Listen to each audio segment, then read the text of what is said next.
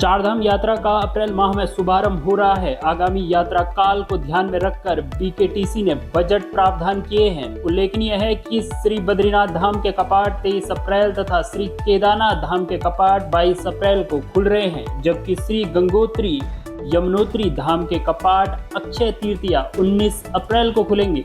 श्री बद्रीनाथ केदारनाथ मंदिर समिति बीकेटीसी के अध्यक्ष हेमंत द्विवेदी ने आज कैनाल रोड देहरादून स्थित बीकेटीसी कार्यालय के निकट आयोजित प्रेस वार्ता में पत्रकारों को संबोधित करते हुए कहा कि प्रधानमंत्री नरेंद्र मोदी के विजन के अनुरूप मुख्यमंत्री पुष्कर सिंह धामी के दिशा निर्देशों में श्री केदारनाथ का पुनर्निर्माण कार्य पूरा होने के बाद अब श्री बद्रीनाथ पुनर्निर्माण कार्य चल रहे हैं। प्रदेश सरकार के स्तर पर धामों में यात्रा तैयारियां त्वरित चल रही हैं। बीकेटीसी का उद्देश्य श्रद्धालुओं को सुरक्षित, सरल और सुगम दर्शन व्यवस्था कराना है। इसके लिए बजट में आवश्यक प्रावधान सुनिश्चित किए गए हैं। उन्होंने कहा कि श्री बद्रीनाथ तथा श्री केदारनाथ में गैर सनातनियों के प्रवेश पर रोक लगाने सहित कई अहम प्रस्तावों को सर्वसम्मति से पारित किया गया है। इसके अलावा धामों में निर्धारित दूरी तक मोबाइल प्रतिबंधित किया गया है। रील तथा फोटोग्राफी, वीडियोग्राफी पर रोक रहेगी। यात्रा एवं दर्शन SOP विचार, मंदिर परिसर, दर्शन पंक्ति, रेलिंगों की मरम्मत, रंगरोगन, पेयजल व्यवस्था, विद्युत व्यवस्था, स्वच्छता, विश्राम गृहों में आवश्यक व्यवस्था में व्यापक सुधार किया जा रहा है। बोर्ड द्वारा यह सर्वसम्मति से प्रस्ताव पारित हो गया है और इस पर एक SOP बन रही है। एक सब कमेटी बनाने के बाद में एक SOP हमने बनाई है कि वो मंदिर परिक्षेत्र के अंदर कितनी सीमा के अंदर, क्योंकि देश भर के सब जितने भी धाम हैं, आप चाहे सोमनाथ जी चले जाइए, चाहे आप काशी विश्वनाथ चले जाइए, चाहे उज्जैन महाकाल चले जाइए, चाहे तिरुपति बालाजी चले जाइए, चाहे आप श्राइन बोर्ड जम्मू कश्मीर में वैष्णो माता वैष्णो देवी में जाइए, सब जगह, क्योंकि यात्रियों की संख्या को देखते हुए आप देखते हैं कि केदारनाथ के अंदर जो चबूतरा है, मंदिर परिसर का भाग है, दर्शन करने के बाद भी जो है कि काफी देर तक जो है वहां पर तीर्थयात्री, और कुछ तीर्थयात्री के नाम पर मैं कह सकता हूँ कुछ यूट्यूबर और ब्लॉगर भी हैं जो लंबे समय से चल रहा था, तो उसको लेकर क्या रहता है कि बहुत सारी दिक्कतें वहां पर जो सामान्य तीर्थयात्री उनको दर्शनों में दिक्कत होती है, क्योंकि दर्शन करने के बाद भी वो काफी देर तक मंदिर परिसर के पास में रहते हैं, उससे कहीं ना कहीं अव्यवस्थाएं रहती हैं। तो सभी लोगों की मांग थी उसमें, हक हकूकदारी तीर्थ पुरोहितों की और सभी जो यात्रा से जुड़े हुए जो सभी लोग हैं, उन्होंने कहा था कि इसको पूर्णतः प्रतिबंधित करना जाना था। उसी निमित्त बोर्ड से ये प्रस्ताव पारित हो गया है, उसकी SOP जारी हो गई और उसके लिए एक सीमा तय की गई है कि 60 मीटर 50 मीटर तक जो भी स्थान उसकी SOP बन रही है, लेकिन ये तय किया गया है कि मंदिर परिसर और गर्भगृह के आसपास में वो मोबाइल पूरी तरह से प्रतिबंधित रहेंगे।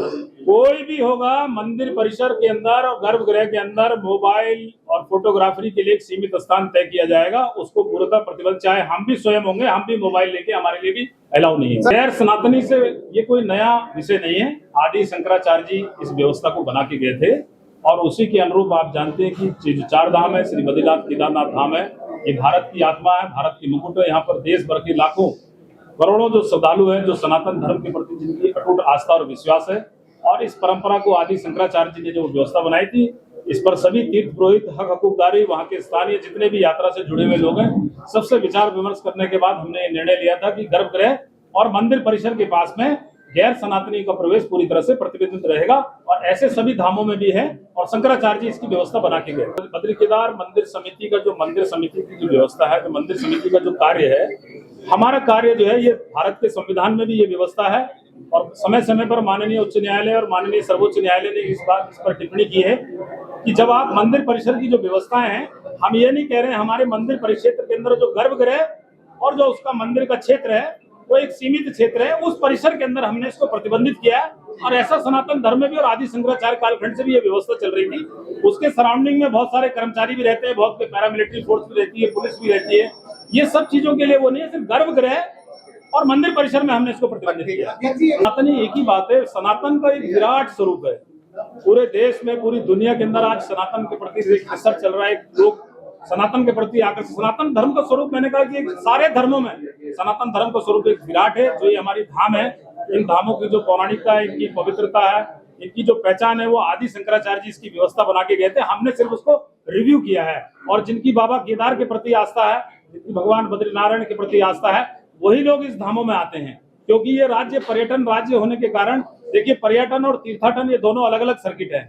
कभी कभी क्या होता है कि पर्यटन, तीर्थाटन को आदमी पर्यटन के रूप में ले लेता है, तो मैं इस चैनल के माध्यम से जरूर ये भी कहना चाहूंगा, देखिए पर्यटन सिर्फ मनोरंजन के लिए होता है और तीर्थाटन जो है वो भावनाओं, ध्यान और जो हमारा सनातन धर्म के प्रति जो हमारी आस्था है, जो भगवान के प्रति हमारी आस्था है, तो नितांत ये जो है कि धार्मिक सोच के साथ में होती है। तो यात्रा में जो है कि हिंदू जो सनातन धर्मी जो वहाँ पर आता है, वो जो बाबा केदार और सनातन धर्म के प्रति जिनकी आस्था होती है वही लोग वहाँ पर आते हैं। और सेंगुल और रूप छड़ी और धर्म दंड की बात आप कर रहे हैं, ये हमारे संज्ञान में भी आया था। इस पर जांच चल रही है और उच्च स्तर की जांच चल रही है। जांच आने के बाद ये बात सही है कि जो धर्म धड़ी और धर्म दंड है, और जिसको रूप छड़ी भी कहते हैं, धर्म दंड भी कहते हैं और सेंगुल भी कहते हैं, ये एक पवित्र छड़ी है और ये परंपराओं से जुड़ा हुआ मामला है। इस पर जांच चल रही है। जिसके तरह से भी, जिस स्तर से भी ये त्रुटि हुई है, उनके खिलाफ कठोर कार्रवाई की। नियम क्या कहते हैं सर, इसको बाहर जाना चाहिए या नहीं जाना चाहिए? बिल्कुल भी नहीं जाना चाहिए, ये नियम तो जाना ही नहीं चाहिए। छड़ी सिर्फ वहाँ डबल लॉक में जो है उठी मठ में हमारा जो डबल लॉक वहाँ पर जो स्थान हमारा वो है, ये जब यात्रा समाप्त हो जाती है, यात्रा समाप्त होने के बाद में ये सारे जितने भी हमारे जो धर्म से जुड़े हुए हमारे जो जितने रूप छड़ी है या मुकुट है या और भी बहुत सारी चीजें वहाँ पर हैं, उन सबको डबल लॉक में बंद कर दिया जाता है। और उसके बाद सिर्फ जो पंच केदार और मंदिर परिक्षेत्र के अंदर, देवभूमि के अंदर, देवभूमि से बाहर नहीं जाना चाहिए और ना ही परंपरा में है कि वो जाता है। सर आपके आचार्य जी क्या कह रहे हैं, रावल जी क्या कह रहे हैं, मुझे नहीं मालूम, उसका जवाब रावल जी देंगे। रावल जी की नियुक्ति को लेकर भी जहां तक विषय है कि जब रावल जी ने जिस प्रकार से उत्तराधिकारी घोषित किया श्री बद्री केदार मंदिर समिति में, ठीक है वो धर्म का पद है, हम सबका सम्मान करते हैं। रावल जी केदार बद्रीनाथ जी के अंदर भी नंबूदरी जो रावल जी हमारे, वो रावल जी वहां पर भी हैं, यहाँ पर भी हमारे रावल जी हैं। रावल जी की जो नियुक्ति है, उनको नियुक्ति किस प्रकार से हुई थी, उसकी नियुक्ति एक व्यवस्था है। जब रावल जी त्याग पत्र देंगे उसके बाद उनका प्रस्ताव आएगा, उनके द्वारा दीक्षित चेले का नाम उनको प्रस्ताव करेंगे, मंदिर समिति उसकी नियुक्ति करती, क्योंकि वो सब लोग मंदिर समिति की जो सेवा नियमावली है उसी के अधीन सब आते हैं। उस पर उत्तराधिकारी घोषित करने का कोई प्रावधान नहीं है। वो जब त्याग पत्र देंगे, जब वो पद खाली होगा, उसके बाद नए रावल की नियुक्ति हो। सर मतलब रावल की प्रक्रिया है ना कि रावल के लिए तो प्रस्ताव हमारे पास आया ही नहीं है मंदिर समिति के पास। मंदिर समिति के जैसे उनकी नियुक्ति हुई थी उससे पूर्व वाली उनको पता तो है ना, उनकी नियुक्ति पत्र के साथ, शर्तों के साथ उनकी नियुक्ति हुई है, वो नियुक्ति पत्र रिकॉर्ड में है और ऐसी प्रक्रिया चलती है। आपके द्वारा की गई है? मंदिर समिति की नियुक्ति जो है वो अध्यक्ष, उसकी एक कमेटी होती है और उसकी अपॉइंटिंग अथॉरिटी जो है बद्री केदार मंदिर समिति होती है, चेयरमैन उसकी अपॉइंटिंग अथॉरिटी होती है। लेकिन उसकी एक प्रक्रिया है, उस प्रक्रिया के तहत वो प्रस्ताव देते हैं। जो उनकी एक संप्रदाय है, जैव संगम संप्रदाय है, उसी संप्रदाय से वो आते हैं, वहां से वो अपना दीक्षित चेला जो है तो उसका रिकमेंडेशन भेजते हैं। फिर उसकी प्रक्रिया जो ऑफिशियल उसमें जो प्रक्रिया होती है, जो बद्री केदार मंदिर समिति की जो हमारी कमेटी है, 1939 में ये कमेटी बनी थी, उसी के अप्रूव प्रक्रिया के तहत उनकी नियुक्ति के अंदर वीआईपी के लिए एसओपी बनी हुई है।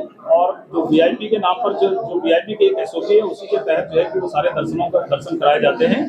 लेकिन इस बार मैं आपको सबको विश्वास दिलाता हूँ कि सारी व्यवस्थाएं, हम सब लोग संकल्पबद्ध हैं कि देश दुनिया से आने वाले जो लाखों तीर्थयात्री हैं उनको भी हम समयबद्ध, सरल और सुरक्षित दर्शन उनको उपलब्ध कराएं। और जो वीआईपी के लिए जो एसओपी बनी है उसका पालन करते हुए वो व्यवस्थित रूप से किया जाएगा। उस पर सभी जो हमारे हक हकूकदारी वहाँ पर तीर्थ पुरोहित हैं, उनके साथ विचार विमर्श भी चल रहा है कि लगातार यात्रियों की संख्या बढ़ने के बाद में किस तरह से व्यवस्थाओं को बनाया जाए। उस व्यवस्थाओं को लेकर हम लगातार काम कर रहे हैं।